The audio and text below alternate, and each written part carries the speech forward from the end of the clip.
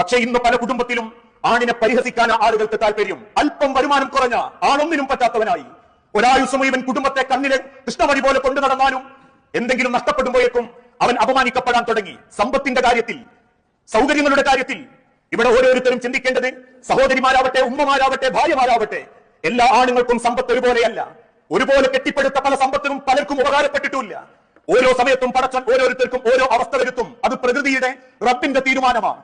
നമ്മൾ ഓരോരുത്തരും പറയാറില്ലേ, ചിലപ്പോൾ മനസ്സിന് വലിയ സന്തോഷം, ചില ആഴ്ചകളിൽ മനസ്സിന് വല്ലാത്ത സങ്കടം. അൽ ഈമാനു യസീദു വയൻഖുസു, ചിലപ്പം ഭയങ്കര ഈമാൻ, ചിലപ്പം ആ ഈമാനിന്റെ ഒരു കണിക പോലും മനസ്സിലില്ലാതെ വരും. അതുകൊണ്ട് തന്നെ ദുനിയാവിൽ അള്ളാഹു കൊടുക്കുന്ന ഏറ്റക്കുറച്ചിലനുസരിച്ച് ആണിനെ അപമാനിക്കരുത്, ആണിനെ താഴ്ത്തിക്കെട്ടി സംസാരിക്കരുത്. പല കുടുംബത്തിലും പല മരുക്കളും പിയ്യാപ്പിളാരും ഒരേ കോലത്തിലായിക്കൊള്ളണമെന്നില്ല. ചിലർക്ക് സാമ്പത്തിക സ്ഥിതി ഉണ്ടാകും, ഓന്റെ വാപ്പ അത്യാവശ്യം ഉണ്ടാക്കിയിട്ടുണ്ടാകും. വാപ്പാന്റെ സ്ഥാപനത്തിൽ ചെന്നിരുന്ന് പോരുന്നവന് അത്തരത്തിലുള്ള സാമ്പത്തിക മേൽക്കോയ്മയുണ്ടാകും.